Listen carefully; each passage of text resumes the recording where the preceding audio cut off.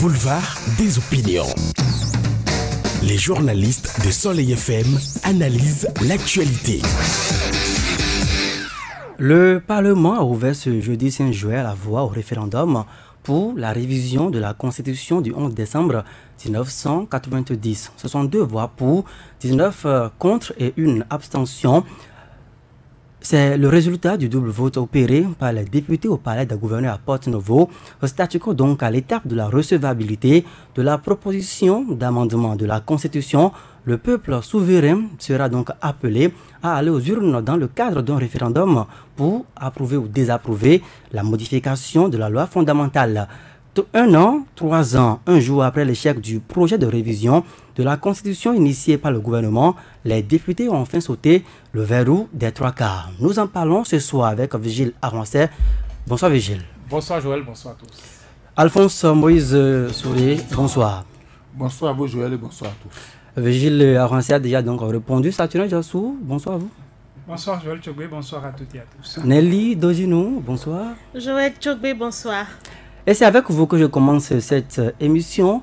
Vous avez suivi les débats hier au Parlement autour donc de cette proposition d'amendement de la Constitution. Qu'avez-vous ressenti dans votre peau de béninoise? J'ai ressenti de la joie, de la fierté en tant que béninoise, parce que quand vous êtes un ardent défenseur des droits et aussi de la démocratie, vous serez fier de savoir que la politique, quoi qu'on dise, pèse mais ne gagne pas partout. Il n'y a que la fibre patriotique, il n'y a que la patrie a eu le dessus. La volonté populaire a eu le dessus. La révision de la Constitution n'est pas une fin en soi. La révision de la Constitution, ce n'est pas c'est possible, mais la méthode, la manière de faire cette révision, d'opérer cette révision, c'est ça qui fait craindre. Et moi, j'ai comme l'impression que la Constitution béninoise du 11 décembre 90 a une âme. Elle a une âme et quand vous avez envie de toucher d'une façon qui n'arrange pas l'intérêt général, ça ne marche pas. La révision a été pour le président de la République un défi personnel. Dès son arrivée, il dit « je vais ». C'est un défi. À travers un projet, ça n'a pas marché. Il est revenu dans son discours à l'État, de l'État de la Nation, pour dire « c'est un sort provisoire ». On est revenu encore sous forme de proposition, mais cette fois-ci, on a fait des jeux de mots. On n'a plus parlé de révision pour ne plus heurter les sensibilités, mais on a parlé plutôt d'amendement. Or, c'est le même but, c'est la révision. On a mis en avant la promotion de la femme, la création de la Cour des comptes, le mandat, le couplage des élections. On a mis en avant certains points pour prétester de cette révision. Des ténors, des grands noms qui ont signé cette proposition de loi, pour ne pas parler de maître Adrien Roumbedi, de Bruno Amosouki, la veille, est sorti pour rassurer. Et ils étaient sûrs de leur affaire que ça passerait. Parce qu'on a pu avoir, peut-être, on a réussi à coopter quelques-uns de la minorité. On est sûr d'avoir les 66 voix. Mais malheureusement, hier, on a eu 62 voix pour, 19 contre et une abstention. Alors, Vigile Arancet, vous avez également suivi donc les débats houleux hier au Parlement. Je vous sais donc très regardant voilà, par rapport à l'actualité parlementaire. Vous avez senti quoi, vous, quand on parle de la Constitution et puis ça suscite beaucoup de débats? Enfin, je me suis dit, les politiques, notamment le pouvoir, a échoué encore une fois, disons facilement, gratuitement. Parce que cette fois-ci, au moins, l'initiative avait une chance de réussir. Mais comme si le destin, il était écrit quelque part, n'est-ce pas? Que le destin de cette initiative devait être à chaque fois l'échec. Eh bien, encore une fois, elle n'aura pas échappé à son destin, puisque, voilà, des questions simples. La question de la Cour des comptes, par exemple, a priori, c'est une question technique qui ne devait pas appeler polémique. C'est une norme communautaire. Donc, on n'a même pas besoin, par exemple, de consulter les populations, les Béninois, sur cela. C'est un problème technique dont la solution est à l'Assemblée nationale.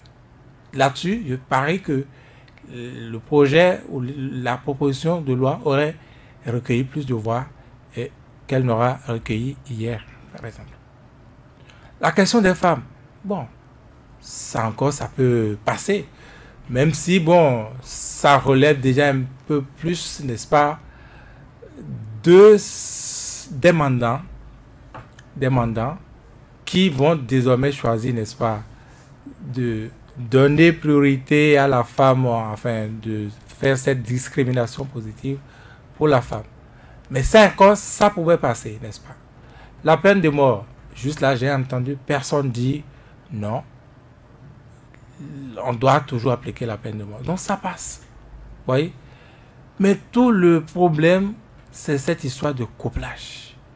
Encore une fois, les intérêts politiques. Encore une fois, les calculs politiques. Et quel est le débat qui a été fait? Quel est le débat qui a été fait autour de la proposition, de l'initiative? Aucun débat. À ce jour, il n'y a que cette sortie, n'est-ce pas, de Bruno Amousou. Une sortie pour rien, finalement. Vous avez l'impression que cette sortie n'a rien corrigé? Bon, ça a mené hier l'échec du projet. Enfin, ça a mené ce vote-là qui doit nous faire poursuivre le chemin. Et ce chemin-là risque, de mon point de vue, de s'arrêter là où ça a commencé. Peut-être, je ne sais pas si vous voulez que je développe ça déjà.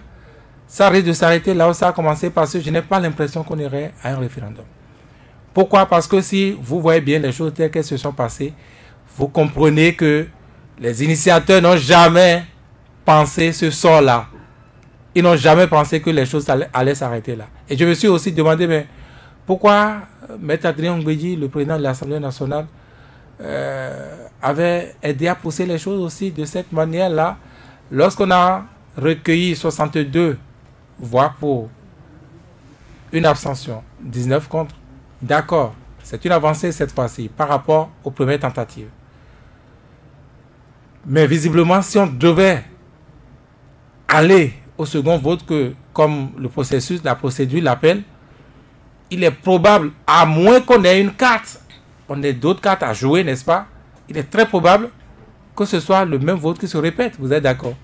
Parce qu'on n'a pas changé, on n'a pas été en campagne, on n'est pas allé en négociation comme ça se fait à l'Assemblée nationale. Rien. On n'a pas eu le temps de démarcher. On n'a rien fait. Parce que là, visiblement, le calcul montrait qu'il y avait encore 4 députés à négocier. Donc on n'a tenté aucune négociation. Et comme pour finir avec une affaire, une histoire, voilà, on a poussé les choses ainsi. C'est vrai que la session doit être clôturée aujourd'hui. Mais bon, ça peut venir en session extraordinaire, par exemple. Ou peut-être on aurait pu jouer ça aujourd'hui. Maintenant, quand vous voyez les choses, vous comprenez qu'il a comme un agenda. Il a un agenda qui est aussi lié à un autre agenda, celui donc des législatives. Est-ce que vous êtes posé d'abord la question de savoir pourquoi c'est subitement comme ça qu'on a amené le projet? Pourquoi c'est subitement comme ça et sans débat on devait vite y aller? Parce qu'il a le code électoral là.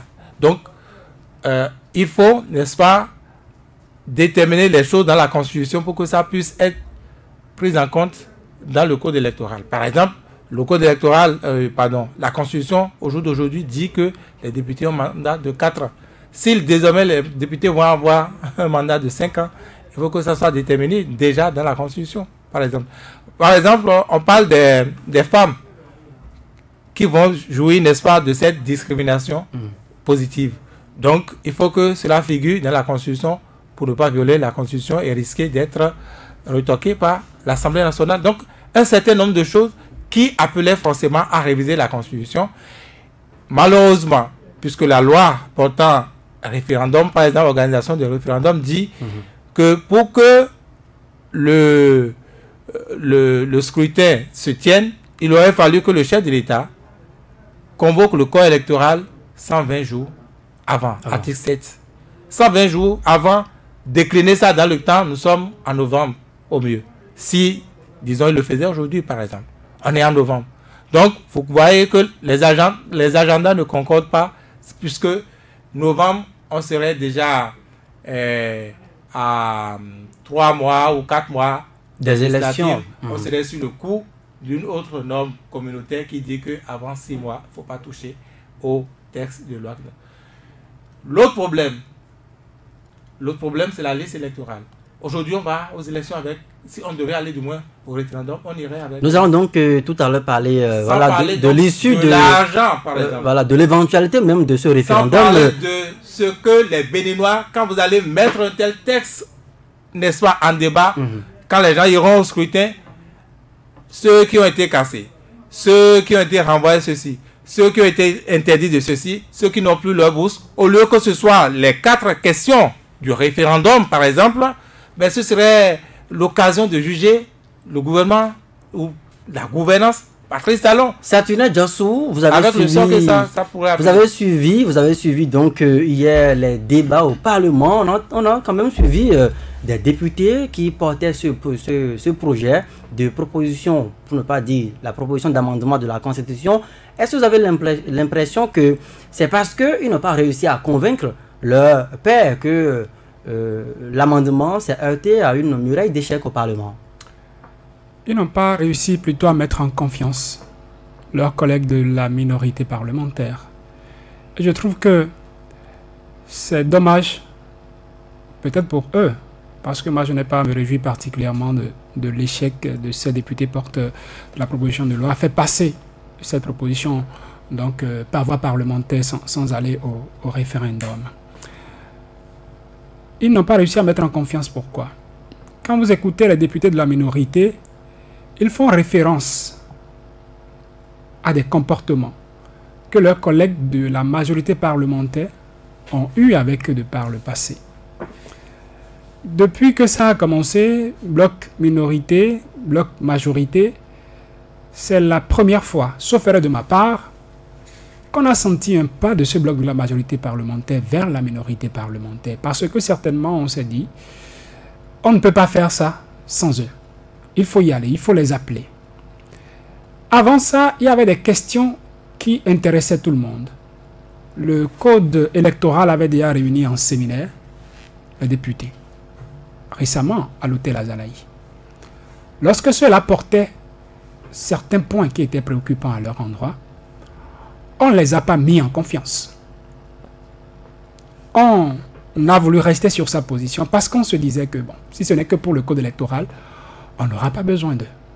Maintenant qu'on est arrivé sur la proposition de loi portant modification, amendement de la loi fondamentale de notre pays pour utiliser leur expression, et qu'on s'est rendu compte qu'on ne peut pas faire ça sans eux, on s'est soudainement montré tendre.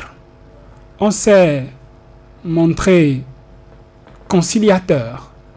On est allé vers eux pour dire rassurez-vous, rassurez-vous, ce sera. Et si vous les écoutez, ces députés de la minorité, ils font référence surtout à ce code électoral. Ils disent, le code électoral est là, on n'a pas réussi à s'entendre sur le contenu qu'ils sont en train de proposer. Et aujourd'hui, on nous appelle pour donner notre quitus, pour voter une constitution qui balise déjà le terrain au vote de ce code électoral. Et puisqu'on ne s'est pas entendu la veille, si aujourd'hui on leur donne le quitus, rien ne nous prouve que demain, quand ils voudront étudier le code électoral, ils vont tenir compte de nos appréhensions. Donc vous pensez que les députés donc, du bloc de la majorité parlementaire auraient donc péché par stratégie politique? Oui, je le dis, je continue d'ailleurs de développer ce que je dis dans ce sens. Je disais dans ce sens. Quand la plénière s'est ouverte hier, écoutez les propos tenus par les uns et les autres. Valentin Agostou-Dianontin qui dit, quand on fait une lecture croisée, on dira que, bon, 2021, ce n'est pas évident qu'il y ait une élection présidentielle. Il y a eu un tollé dans la salle, à l'hémicycle. Ils ont pris la parole par la suite pour rassurer. Certains députés se sont montrés plus rassurants que d'autres. À leur place, comme Virgile Ayual dit, comme pour leur dire que nous voulons qu'il y ait ce rapprochement qu'il y a déjà eu entre nous désormais, lorsque le projet a passé l'étape de la recevabilité, nous n'allons pas demander qu'on y aille désormais en procédure d'urgence. Parce que quand ce terme revient, mais les positions commencent par être braquées. Ces députés qui n'ont pas senti nécessaire, quand il s'agissait d'installer les membres du COS depuis, lorsque la Cour Rollo les avait interpellés, de trouver 17 signatures pour qu'on ait en procédure d'urgence, rien ne les pressait. Tout de suite, on sentit que, bon, puisqu'on a passé cette étape, allons-y vite, allons en procédure d'urgence. C'est le péché capital qu'il fallait éviter. Il fallait déjà éviter ça. Je trouve que il suffirait hier de dire, bon, Monsieur le Président, nous ramenons ça plus tard. Et pendant ce temps, se rapprocher des gens pour dire, voilà. Moi, personnellement, par la suite, ils m'ont donné de l'assurance. Pourquoi? Parce que quand les débats se faisaient, ce qu'on faisait comme procès d'intention aux députés de la majorité parlementaire, c'était que une fois l'étape de recevabilité passée, la brèche serait là, ils ramèneront dans la proposition des points qui avaient été des points à polémique qui ne sont plus contenus dans la copie déposée au Parlement. Mais suivez-les. Quand ils ont repris la parole là, à la procédure d'urgence, ils n'ont pas apporté un point de plus au test qu'ils avaient proposé. Donc c'est quand même rassurant, c'est comme quoi les intentions qu'on était en train de leur prêter, ils ont prouvé leur bonne foi. Ils ont prouvé leur bonne foi de ne s'en tenir qu'au contenu de la copie des 4 points qu'ils ont déposés. Même si dans le fond, il devrait y avoir cela. Mais ça ne suffisait pas, malheureusement. Ça ne suffisait pas, malheureusement. Ils ont semblé crier victoire avant cette étape-là. Et leur a manqué ces stratégies-là. Parce que vous avez écouté certains députés de la minorité parlementaire, quand on faisait les débats avant vote, qui disaient que si ça ne tenait qu'à ça, moi je voterais pour. Parce que d'une certaine manière, ils auraient été convaincus. Mais par la suite, on n'a pas eu la patience. Parce qu'on voit, comme Vigile l'a dit, on a certainement un agenda qu'on veut exécuter. On n'a pas eu la patience de poser des pas qui vont rassurer les autres dont on a besoin. Et puis, bon, ça a fait flop. Alphonse Moïse Soudé, 1 an, 3 mois, 1 jour exactement après l'échec du projet de révision de la Constitution initié par le gouvernement. On se rappelle que le 4 avril 2017, ce projet a échoué au Parlement. La proposition d'amendement, est-ce que quand on en arrive à franchir tout au moins l'étape donc des 3 quarts, on doit encore parler d'échec? C'est un pas, un progrès. Pour moi, c'est toujours un échec. Vous savez, le BMP a un problème. Ils n'ont pas un chef d'orchestre, ils n'ont pas de stratège. Quelqu'un parle souvent d'une majorité arrogante. Non, ça ne se passe pas comme ça en politique. Parce qu'il y a des tests qui ont été étudiés. Il y avait des éléments qui n'existaient pas, mais au cours de l'étude du texte, on a glissé des éléments. Et je crois, j'ai entendu sur un plateau de télévision un journaliste proche de la mouvance qui a déjà dit qu'au cours de l'étude de cette proposition, d'autres éléments nouveaux vont apparaître. Et ceux que vous avez en face de vous, ils sont très intelligents. Je dis, on n'a pas tiré leçon de cet échec et on a voulu faire les choses simplement. Au niveau du BMP, il y a le nombre, mais il n'y a pas la qualité. Je vous ai dit ici la dernière fois que la sortie de Amoussou Bruno, c'était du pétard mouillé. C'était du pétard mouillé. On a la qualité. Comment vous pouvez dire quand même que 60 députés, une matière grise? Non. Le nombre ne fait pas la... S'ils avaient la qualité. Joël, s'ils avaient la qualité, ils auraient compris qu'il faut associer déjà, dès la rédaction du document, il faut associer la minorité. Il ne faut pas leur imposer un document. Vous les avez déjà plusieurs fois dribblés et ils sont sur le garde. J'ai dit non, ils ont la quantité, mais ils n'ont pas la qualité. La sortie de Amoussou Bruno n'a rien changé. Parce que quand vous avez déjà marqué les gens, il y a une crise de confiance. Il faut d'abord rétablir la confiance. Moi, à leur place, j'aurais déjà associé ceux du bloc minoritaire à la rédaction du document. Et quand vous lisez le document, on dit le président de la République nomme le président de la Cour des comptes, il choisit ses collaborateurs. Tout à moi, rien pour les autres. Ça, c'est de la gourmandise politique. C'est pas bon. Tout pour moi, rien pour les autres. Donnez la possibilité. Est-ce que vous n'êtes pas un peu trop sévère? Non. Quand je vois un document comme ça, du projet. Quand je vois un document comme ça, on me dit le président de la République nomme le président de la Cour et c'est le président de la Cour des comptes qui choisit ses collaborateurs. Ça veut dire quoi? Quand vous n'êtes pas de la majorité, quelle que soit votre intelligence, vous ne serez pas là-bas. On s'en clair, c'est une lecture simple. Et ça, c'est vous qui le dites. Quand tu me proposes un document comme ça, pourquoi je vais accepter que ce document-là passe? Mais nous avons quand même suivi Bruno Amoussou qui disait quand même qu'il y avait de la conciliation. C'est faux. On a dit désormais le président de la République, les ministres ne peuvent plus rien acheter, ne peuvent plus faire bail. On a fait tout ce qu'on veut. Maintenant, on veut priver les autres de ce plaisir-là. Pourquoi voulez-vous qu'ils participent à ça? Au niveau du bloc de la minorité, ils peuvent devenir présidents, ils peuvent devenir ministres. Pourquoi vous ne leur donnez pas la possibilité aussi de faire des bails comme vous le faites? Ah non, quand tu me proposes un document, je ne trouve pas mes intérêts, mais je jette ça à la poubelle. Et c'est ce qui est arrivé. Moi, je demanderai la prochaine fois à nos amis du bloc de la majorité d'associer les gens. On n'est pas intelligent tout seul. On ne peut pas s'imposer. La preuve, il leur a manqué 2 députés, même si de la prison à Tao a donné procuration, il lui a manqué 4. Ils pouvaient trouver, s'ils avaient associé les gens, parce que nous sommes sur le terrain politique, c'est un problème de jeu d'intérêt. La mouvance défend ses intérêts. La minorité ne retrouve pas ses intérêts dans ce document, alors pourquoi y associer? Et sur le terrain, ce qui se passe, vous allez voir que si les autres leur avaient donné leur caution, dès le lendemain, on va les tacler. On va les tacler simplement. On a déjà eu, c'est comme vous négociez avec votre femme, une fois que vous avez satisfaction, tout ce que vous avez promis, vous ne respectez pas. C'est comme Laurent Consuis, c'est après on la peau. Donc, ils pouvaient les aider à avoir les 66, mais dès le lendemain, vous allez voir, ça va considérer un trophée de guerre. On va commencer par tacler les autres. On n'a pas fini de les tacler, on les pourchasse. Donc, il ne faut pas attendre ces occasions. Moi, je dis, la prochaine fois, si on a envie de réintroduire ce texte, qu'on invite tout le monde à la rédaction. Et chacun va donner son avis. Parce que quelqu'un a dit, on ne peut pas réviser cette constitution-là s'il n'y a pas consensus. Il faut le maximum de consensus. Mais le consensus n'est pas également mais il ne faut à confondre avec l'unanimité. Non, il ne faut pas prendre les autres comme des demeurés. C'est des gens qui sont intelligents. C'est des gens qui veulent participer au développement de la nation. C'est des gens qui ont leur mot à dire. Mais si chaque fois, vous les écrasez, si chaque fois vous les considérez comme quantité négligeable, ils vont toujours vous marquer le coup. C'est aussi simple que ça. Nelly Dodjinou, lorsqu'on suit bien l'argumentaire développé par les porteurs de cette proposition d'amendement de la Constitution, les points, la représentativité des femmes, l'abolition de la peine de mort, la création de la Cour des comptes, quand même assez d'innovation qui pouvaient quand même permettre aux députés de la minorité de donner caution à ce projet. Doit-on réviser la Constitution parce qu'on n'a pas trouvé son intérêt en jeu ou parce qu'on y trouve son intérêt? Non, moi j'ai suivi les débats. Par exemple, quand je prends la promotion de la femme, il faut avoir, avec cette Constitution, c'est qu'on aura une femme par circonscription. Ça fait 23 femmes qui vont s'augmenter au nombre des 23 députés.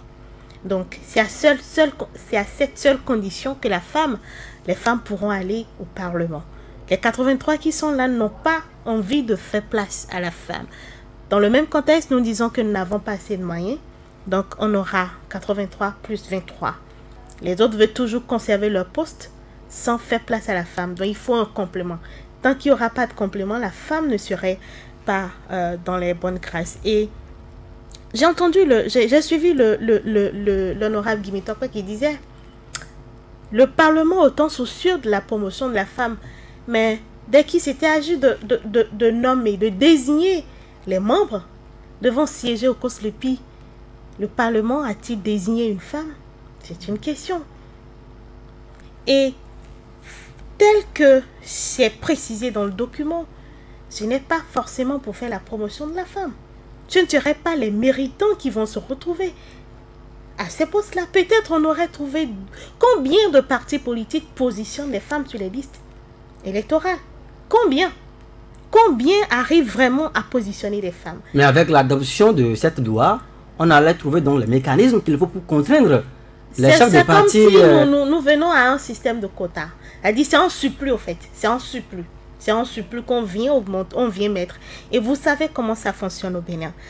La Cour des comptes, Alphonse l'a dit tout à l'heure, on n'a pas besoin de réviser une constitution pour installer une Cour des comptes. Est-ce que la Chambre des comptes qui existe déjà, on arrive même à vraiment animer cette Cour des comptes?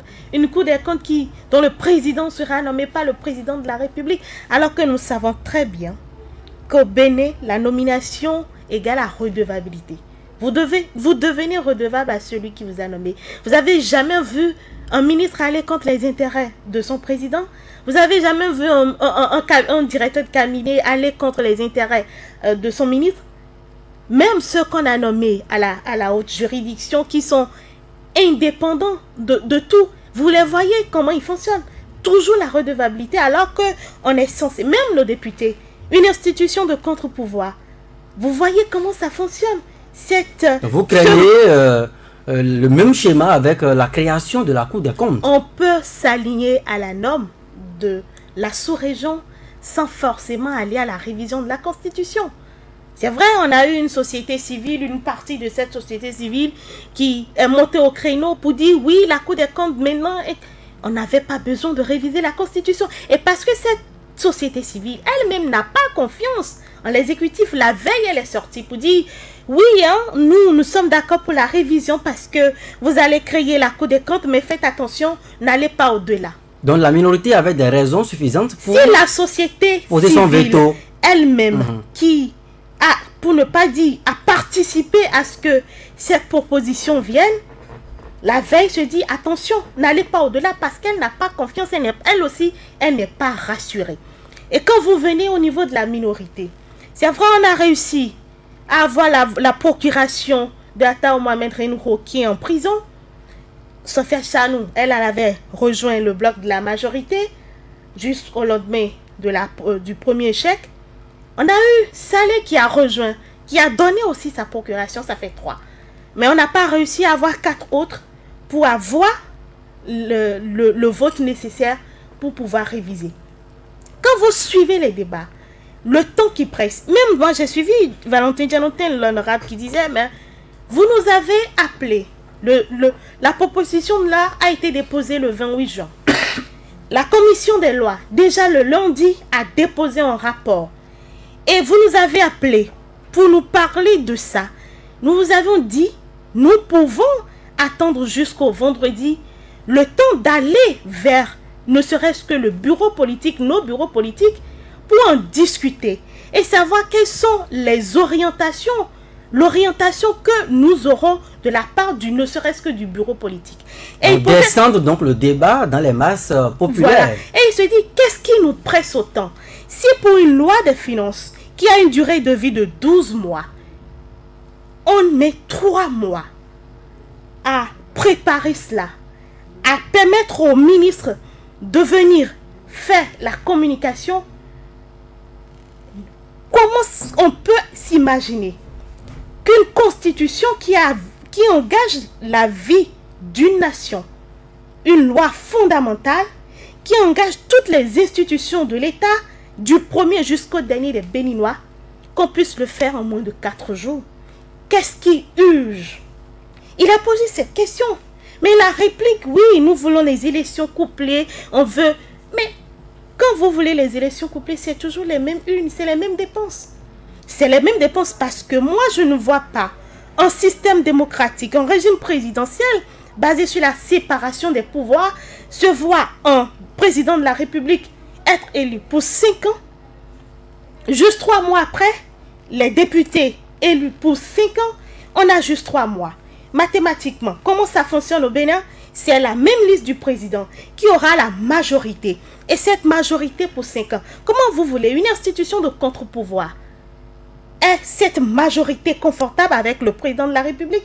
Comment elle pourra faire le contrôle de l'action gouvernementale? Justement, nous allons donc prendre, disons, on va établir la liaison avec la régie pour suivre Jean-Michel Bimbola, Oden Aladati et puis Rachid Guadamassi, 3 députés qui parlaient donc juste quelques minutes après le vote émis hier au Parlement. On les va donc les écouter. Nous représentons le peuple et nous estimons que c'est le peuple qui peut donner le quitus. Il y a la loi électorale qui doit être basée sur ça.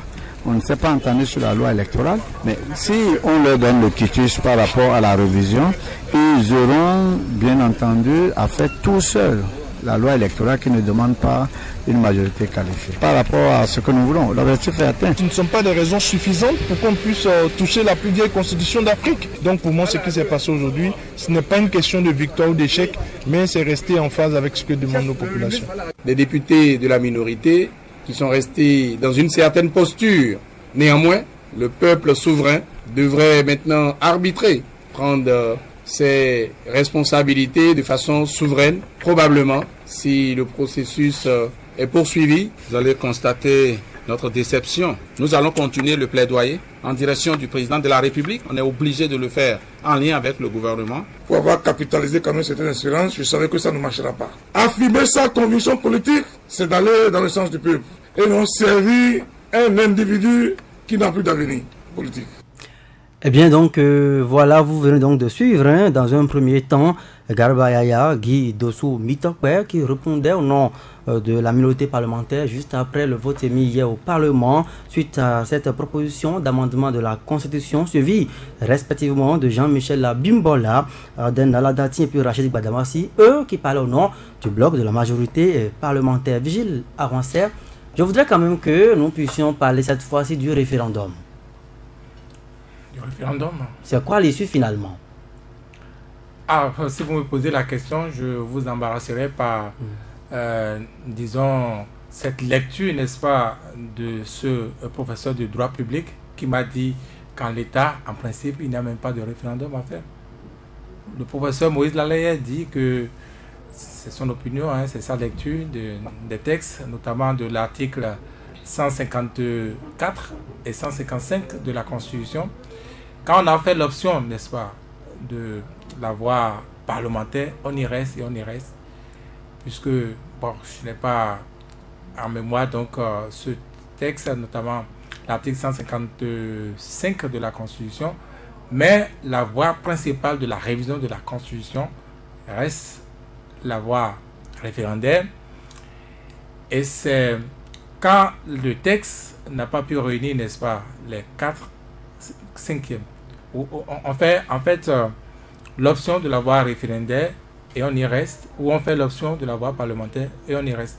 Et ça, c'est un autre débat, un débat qui va être un débat de techniciens, n'est-ce pas? Dans l'opinion, c'est vrai pour la plupart, c'est que ça a échoué, ça n'a pas pu réunir les 4/5e, et donc le texte va aller maintenant devant les populations qui vont arbitrer. Vous m'avez demandé mon opinion par rapport au référendum. Je le disais déjà, pour moi, il y a très peu de chances qu'on aille à un référendum. Pourquoi? Il y a très peu de chances parce que je vous parlais tantôt d'un agenda. Et c'est réel, j'ai démontré tantôt comment les deux agendas sont liés. L'agenda donc des législatives et l'agenda de la révision de la Constitution. Les deux sont intrinsèquement liés. Et donc, ayant échoué alors que les initiateurs n'avaient pas du tout fait le programme, n'est-ce pas, de l'échec, enfin de l'issue, cette issue-là de la proposition de loi, eh bien, il va falloir alors démarcher, le député Odel Aladati a bien fait de le dire, démarcher le chef de l'État qui est resté, si vous avez bien suivi, si loin, mais si proche, n'est-ce pas, de l'initiative, parce que le chef de l'État, sans doute, ne s'étant pas encore guéri de l'échec de son projet, le 4 avril 2017, sans doute ne voulant pas compter pour lui un second échec, est resté à une distance raisonnable de l'initiative des députés. Donc cette fois-ci, il va falloir le convaincre d'accepter, n'est-ce pas, l'aventure du référendum avec tout ce que ça comporte. Et ça, c'est dans le meilleur des cas. C'est quand on a fini de régler, n'est-ce pas, l'aspect liste électorale. J'ai dit au jour d'aujourd'hui, on me dira que là, la liste du COS depuis 2017, du COS du député Badirou Aguemon.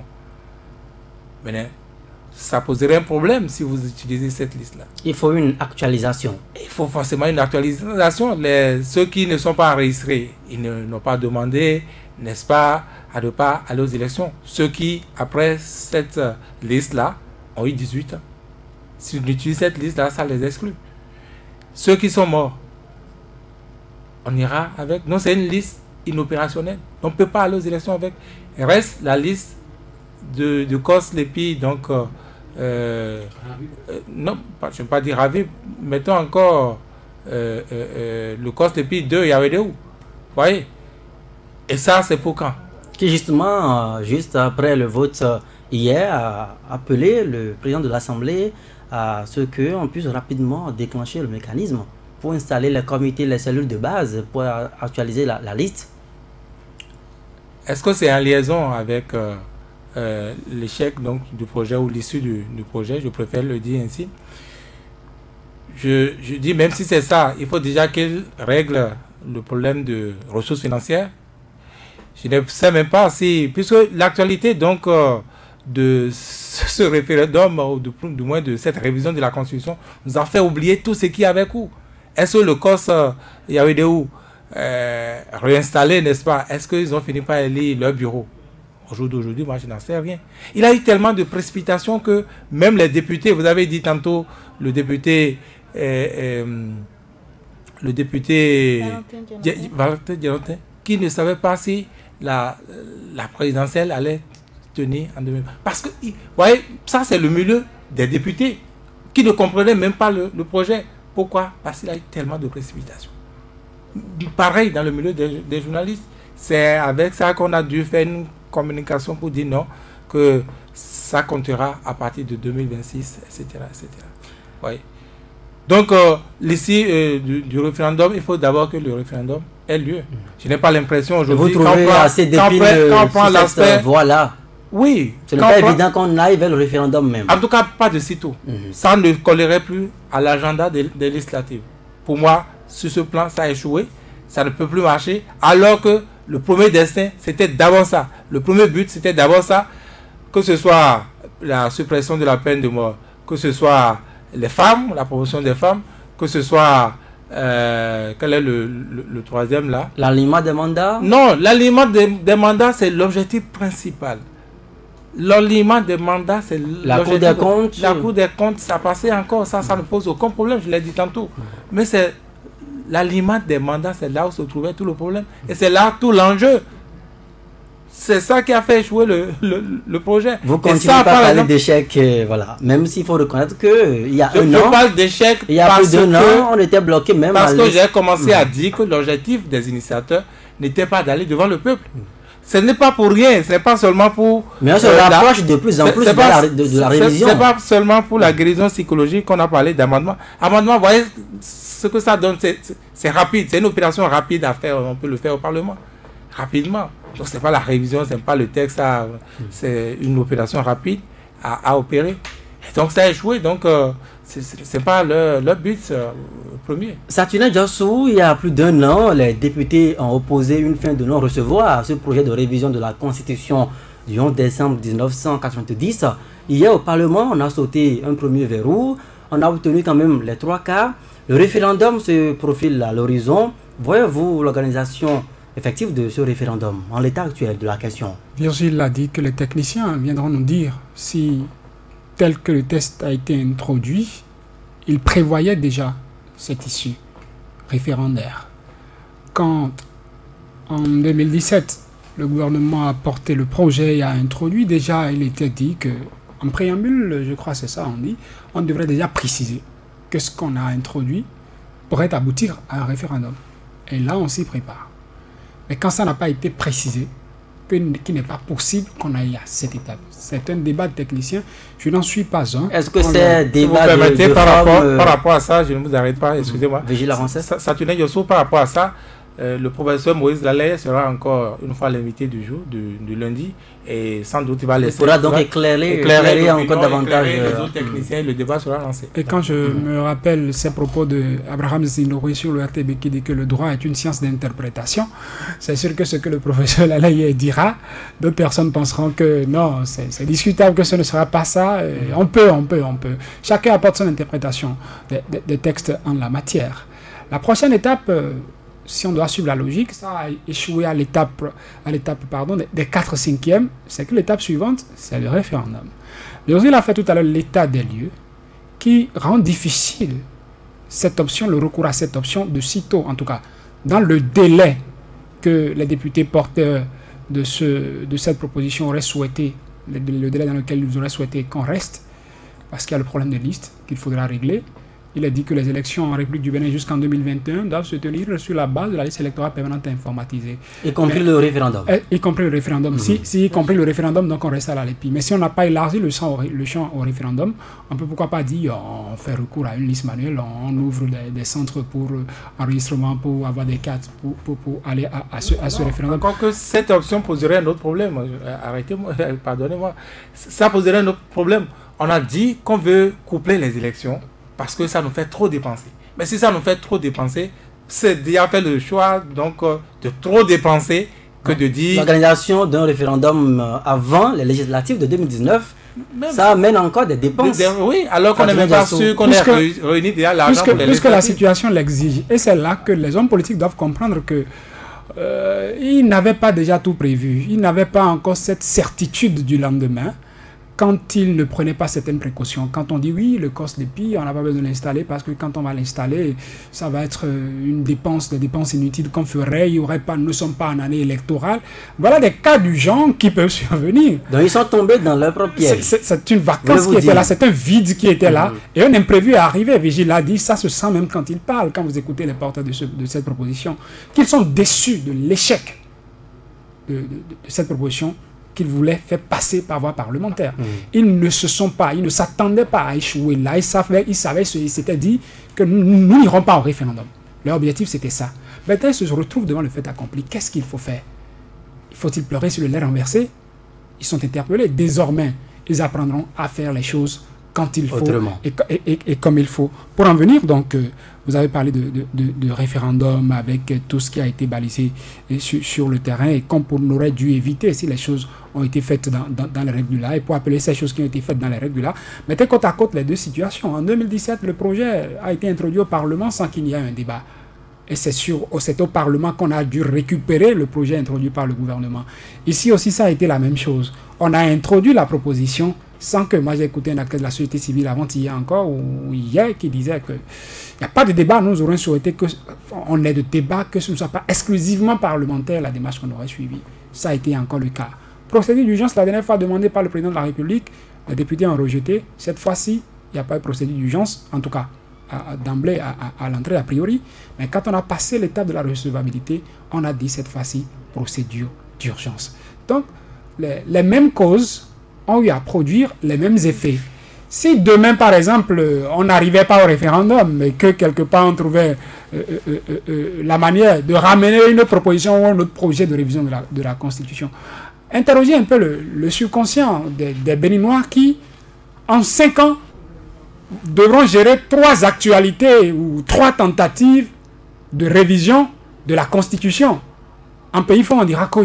Mais c'est quoi? C'est une obstination. On pourra dire qu'il y a un intérêt particulier à voir la Constitution être révisée. Une première fois, ça a échoué. Une deuxième fois, ça a échoué. Je dis ça ainsi parce qu'il y a l'option référendaire qui est là. Ça ne pas passé par voie parlementaire. On ne peut pas dire échec pour échec totalement. Si on allait au référendum, ça passait, c'est que ça passe. Mais si on ne va pas là, et qu'une troisième fois, on ramène pour dire, bon, le gouvernement a introduit un projet de révision de la Constitution, le Parlement, des députés ont fait une proposition d'amendement, ben on dirait, mais on est fatigué, on n'est pas ça. Beaucoup diront ça.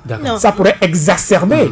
Donc, c'est comme si cette fois-ci, soit ça passe et puis on s'en va, on continue, soit ça casse et puis on range ça calmement et puis chacun poursuit son chemin. Alphonse Moïse Soudé, lorsqu'on brandit comme argument le coût trop élevé de l'organisation des élections et qu'un référendum se profile à l'horizon, entre le choix de dépenser de l'argent pour un référendum et de s'abstenir, vous alliez conseiller quoi? Non, aux initiateurs? Ils ne feront pas le référendum, ils n'iront pas jusque-là.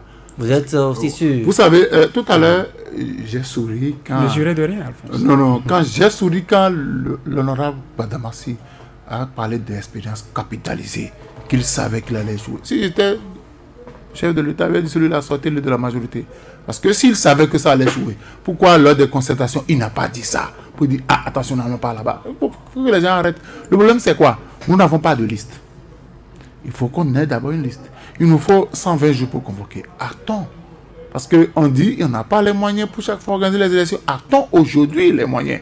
Et vous savez ce qui va se passer si on fait le référendum. Ils savent eux-mêmes qu'ils ne peuvent pas faire le référendum. Parce que ces députés-là, Qu'est-ce les empêche de ces députés-là qui ont dit à leurs parents des villages que, Payola, il ne faut plus faire ça. C'est avec ça. Vous savez, dans certaines parties du pays, les gens vivent. Et ce ne serait pas honnête que d'utiliser ça comme thème, comme sujet de contre-campagne. Écoutez, ça tenait dessous. Ce que vous êtes en train de dire, moi je connais des familles où monsieur, madame, à la maison. Parce qu'ils travaillent dans des structures d'État qu'on a fermées à la maison. Et ils ne vivent pas. Vous allez dire à cela de donner leur accord favorable. Nous sommes en politique. Le contexte social n'est pas favorable à un référendum. Deuxième chose, le contexte social n'est pas favorable. Vous avez cassé des gens à Cotonou qui avaient fait des prêts, qui courent de commissariat en commissariat, qui cherchent l'argent pour rembourser ce qu'ils avaient emprunté parce que les structures de microfinance n'ont pas pardonné ça. Moi, je veux mon argent. Compte est cassé, compte n'est pas cassé, je veux mon argent. Vous allez dire à ceux-là de donner leur accord favorable. C'est pas possible. Et le contexte social ne favorise pas l'organisation de référendum. Et ils savaient très bien qu'il ne faut pas aller sur ce terrain-là. La preuve, ils n'ont pas prévu ça. Si c'est le cas, ce n'est pas le contexte social qui ne favorise pas. Le contexte social ne favorise plutôt pas le oui. Non, que le oui l'emporte au référendum. C'est ça, ils savent que sur le terrain... le pouvoir prendrait quand même le risque d'organiser le référendum. Joël, s'ils savaient que ça allait marcher sur le terrain, ils allaient directement aller sur ce terrain-là. Aujourd'hui, que ça a échoué, ouais, ils ont dit qu'ils vont revoir le président de la République pour que cette option-là, si tant est que le gouvernement tient coûte que coûte à modifier la Constitution sous prétexte qu'on veut coupler les élections, ça, ce n'est pas la vraie intention. Mais il y a autre chose. Donc, aujourd'hui, si nous avons les moyens, on n'a pas de liste. Moi, je ne sais pas avec quelle liste. On doit forcément toiletter la liste. Parce que de la dernière élection à ce jour, il y a eu des décès. Il y a des gens qui ont eu 18 ans. Il faut les réintégrer. Est-ce qu'on a suffisamment de l'argent? Parce que on ne peut plus faire ça. C'est pas aujourd'hui qu'on va lancer. Même si le COS les travaille, il faut attendre octobre pour lancer. On va rentrer dans 2019. Ça dit qu'on est en train de voir le nez des élections législatives. Donc, matériellement, c'est impossible. L'organisation. Qu'on rende ce dossier-là au tiroir, qu'on passe à autre chose. Dis-nous, quels sont les enjeux de l'organisation de ce référendum actuellement? Les enjeux. Et quelle doit être fondamentalement l'attitude des députés aujourd'hui pour aller vers les populations? C'est essentiel. D'abord, je voudrais souligner que la peine de mort, elle était désuète, même si elle était en vigueur, elle était désuète. Elle n'est pas appliquée au Bénin. Donc du coup, on n'avait pas forcément besoin. Il y a même une convention. Il y a une convention. Non, le Bénin est parti. Donc c'est largement suffisant. C'est-à-dire, on aurait pu aller avec des arguments vraiment nécessaires. Les enjeux. Aller au référendum, ce serait comme une élection à mi-parcours, à mi-mandat. Ce serait comme... ce serait peut-être un vote d'évaluation de la gestion. Même si il s'agissait du référendum, la population aurait plutôt à vouloir apprécier la gestion du président Talon. Il ne prendrait pas ce risque-là, je ne crois pas. S'il voulait vraiment prendre ce risque, il allait passer par la voie référendaire. Parce que la Constitution, dans son préambule, n'avait prévu que 2 modalités de révision. Le référendum ou la voie parlementaire. Cette affaire d'amendement n'existe nulle part dans les lignes de la Constitution. C'est une innovation, c'est une invention des députés en parlant d'amendement de la Constitution. Les enjeux, vous le savez. Nous sommes à moins de 8 mois des élections. Tous, autant qu'ils soient, qu'ils sont de la majorité ou de la minorité, avaient joué leur avenue hier. Mais c'est parce que cette majorité était sûre, très sûre. Parce que quand vous voyez la proposition de loi signée de Maître Adrien Mbedi, président de l'Assemblée nationale. C'est Raphaël Akotayon qui a signé plutôt, non? Au nom du PRD, d'accord. Adrien Mbedi n'a pas signé. Je m'en excuse. Parce qu'il y a seulement 3 présidents de l'institution qui figurent. Il dit Kola Ole, Mazouno Fofinago et Bruno Amoussou. Bruno Amoussou. Donc, vous voyez tous ces poids. Quoi qu'on dise, c'est des hommes qui ont un poids en nom. Porter cette proposition de loi, je suis sûr que le président de la République était rassuré de ce que ça allait passer. Mais finalement, ça n'a pas pu. Et l'enjeu actuellement, c'est que ceux de la minorité se sont fait un visage encore de neuf. Un visage de combattant. Un visage de celui qui porte les aspirations de ce peuple. Moi, je vous ai dit tout à l'heure, j'étais un peu content. Parce que moi, je ne comprenais pas comment on peut introduire une révision de la Constitution, même s'ils appellent amendement, sans un débat autour. Avec une telle procédure, même si ce n'est pas écrit procédure d'urgence, mais quand même c'est allé très vite, il y avait une célérité. C'est vrai, ces aspects-là sont déjà derrière nous maintenant. Le référendum est en vue probablement. Les 19 députés qui ont bloqué ce projet, cette proposition d'amendement de la Constitution, doivent-ils se comporter en de simples héros d'une nation et aller dormir aujourd'hui? Non, personne ne dormira. Personne ne dormira. Ni la population, ni la minorité, ni la majorité. Si le président, parce que quand vous écoutez l'honorable Oden Aladati, il va continuer le plaidoyer. Donc désormais l'initiative viendrait peut-être du président de la République. Pas peut-être, c'est seul le chef de l'État qui peut nous dire si on ira au référendum ou pas. Donc ils ont joué leur carte, ça n'a pas marché. Donc ce serait le président de la République qui va. Est-ce qu'il pourra prendre ce risque parce que là ce serait une élection à mi-mandat? Ce serait un échec personnel et aller demander son état d'âme d'hier à aujourd'hui s'il est content de ses députés BMPA.